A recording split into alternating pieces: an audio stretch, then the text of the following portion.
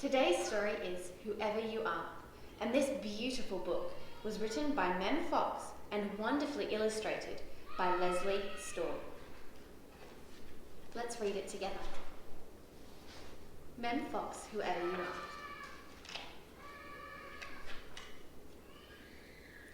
Are. Little one, whoever you are, wherever you are, there are little ones just like you all over the world. Their skin may be different from yours, and their homes may be different from yours.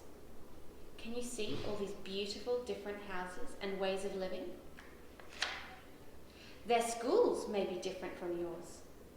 These children are writing on tablets. And their lands may be different from yours.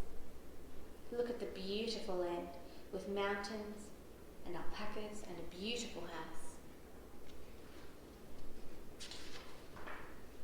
Their lives may be different from yours, and their words may be very different from yours. Look at the words on their signs. They look like pictures to us, but that's their words. Inside, their hearts are just like yours. Whoever they are, wherever they are, all over the world. Their smiles are like yours, and they laugh just like you. Their hurts are like yours, and they cry like you too. Whoever they are, wherever they are, all over the world.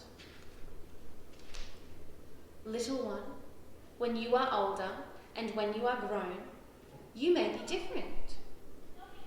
This girl looks like she's become a doctor. And they may be different wherever you are, wherever they are in this big, wide world. But remember this. Joys are the same. Love is the same. Pain is the same, and blood is the same. Smiles are the same, and hearts are just the same, wherever they are, wherever you are, wherever we are. All over the world. Wherever you are. Thanks for joining us.